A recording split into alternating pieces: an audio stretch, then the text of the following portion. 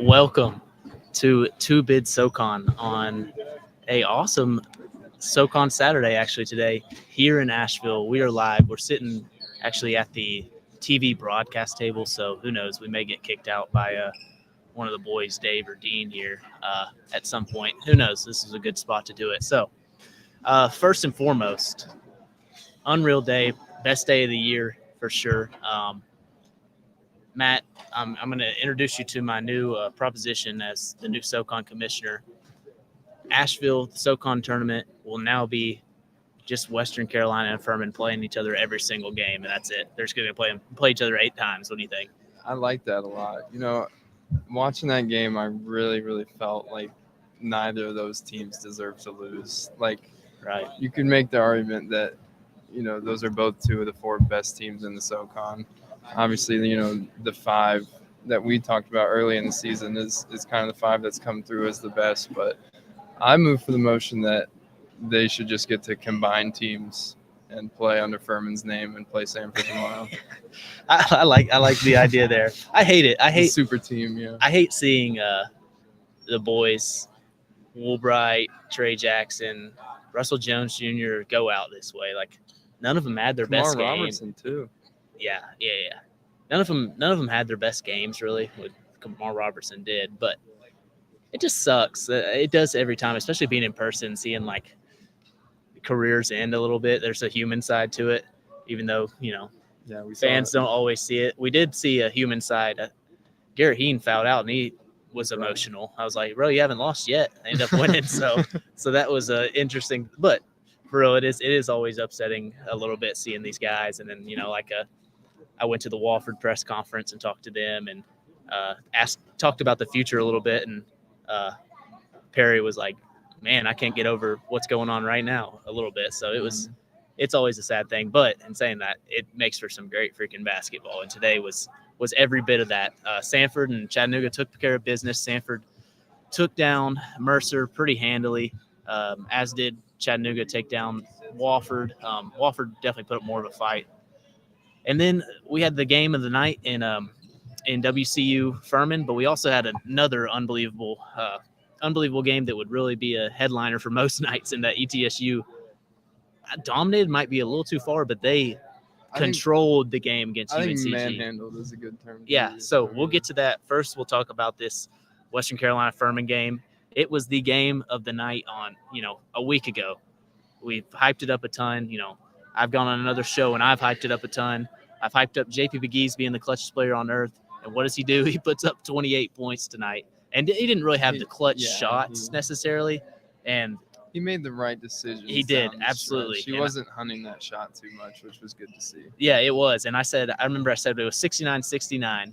Nice there. The last possession of the game, of regulation, Furman's got the ball. And I said, WCU, please, I'm begging you, don't let JP McGee shoot the ball. And I said, Furman, I'm also begging you, don't let anyone other than JP McGee shoot the ball. They doubled, he gave it up, went to overtime. Mission accomplished for WCU. That's why I was so confused that Bob Ritchie used that timeout at the end of regulation, because you're allowing Justin Gray to set up some kind of trap to get the ball out of Pegues' hands. And then even after that, you get a good look with Carter Witt driving to the rim on, I believe it was Russell Jones Jr. So, you do live with that, but I was a little puzzled by that call.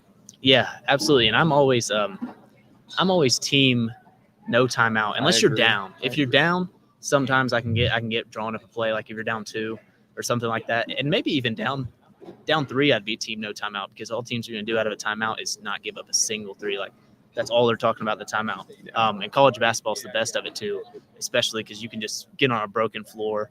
Guys aren't thinking. Guys are trying to make a play, exactly. And that's what Pegues has ate off of all this whole year. So yeah, I'm with you on that a little bit. The game as a whole, Western Carolina. Let me get the stats out here. They were on fire. Felt like they couldn't miss. Trey Jackson hot start. Kamar Robertson turned into Mercer Kamar Robertson today, which I've been like from the first episode. I was saying, where are you at? He was there today for sure. It feels like at this tournament so far, everybody's out to prove me wrong. ETSU proved me wrong. And shout out Colin Granger. Colin Granger is walking across the court right now. He proved me wrong.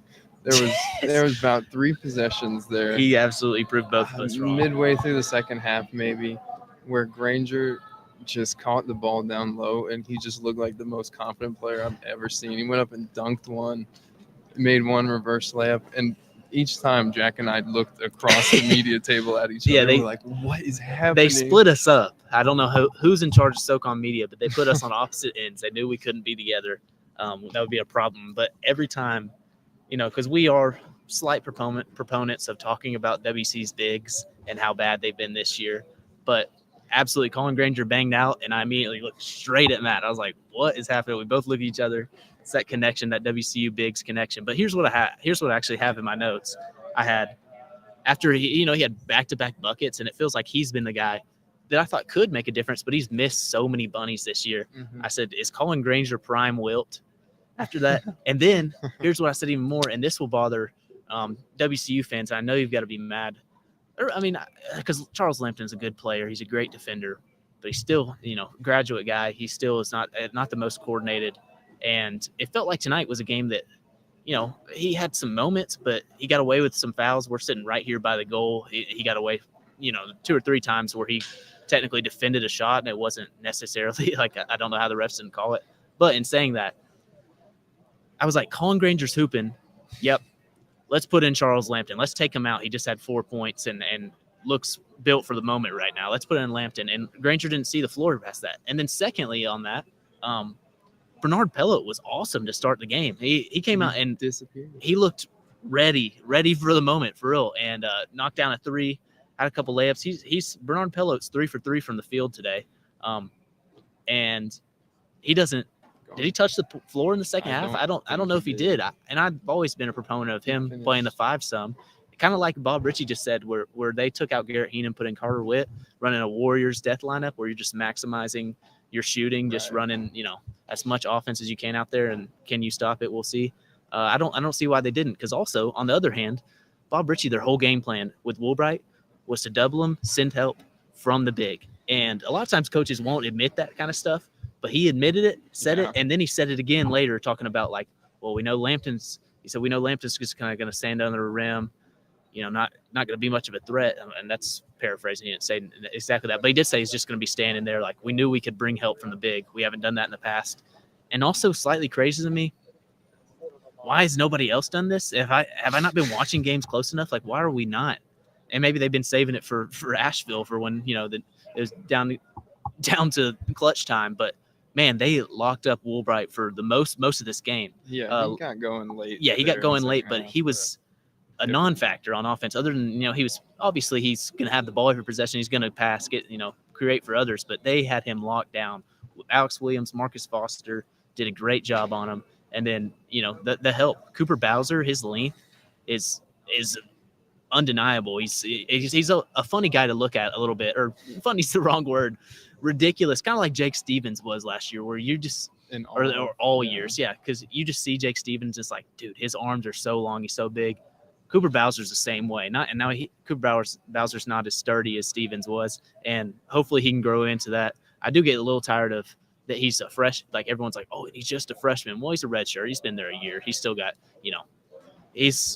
you hope he's going to continue to grow, but at some point, some guys are who they are in a stature, but you think he'll grow, especially with the Furman strength and conditioning, what they've showed. But in saying that, man, they did a great job. Garrett Heen, I thought, played well. He had a big-time dunk. He blew a kiss to the crowd after the dunk late in the game. I was like, all right. And then he goes and gets flagrant fouled and airballed a free throw. So I told him probably don't ever blow a kiss to the crowd again. But, yeah, he had a good game. We like to clown him a little bit sometimes, but he did have a good game, and so did Bowser. So did all those guys. What a defensive effort from them.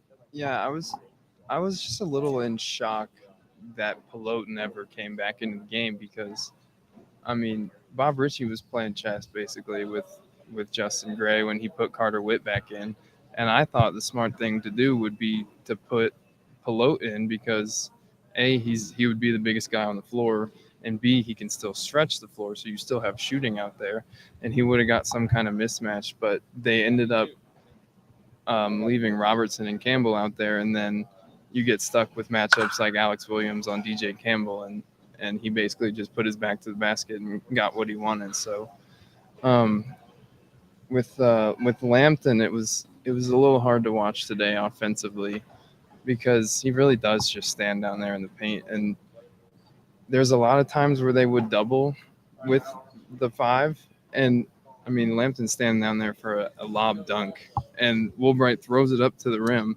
and instead of just catching it and dunking it, Lambton brings it back down, and that's what you see when Cooper Bowser gets the big double block on him. That was huge. So just a lot of confusing things that Western did down the stretch today. And as we're speaking, I get a comment. Thoughts on why Williams didn't play the first or the second half? He was the best finisher of the bigs. I don't know, and I haven't known all year. I liked Lambton's defensive ability, but at some point you can't commit to a guy that's got a big flaw like that. You think Richie talked about Cooper Bowser's double block, and that was on Lambton. Well, he also could have just caught a lob and dunked it. Yeah. Like he had to gather himself coming out.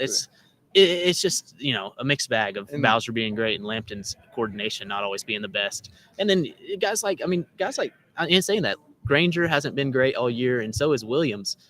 But you can't commit to one of those guys, in my opinion. I just think all year that's been ultimately their biggest problem, and the fatal flaw, like we've talked about. And Furman took advantage of it wholeheartedly today. That's what kept him in the game, was Woolbright not having the best game because they were shooting the lights out. But Woolbright also coming in the second half there, he was like 1 for 9 at one point. Mm-hmm. It was just a crazy game there. Yeah, we talked about Western's hot start. And one of the things that, kind of inched Furman back into that game was, we just talked about Lambton hanging out at the basket, not willing to come out.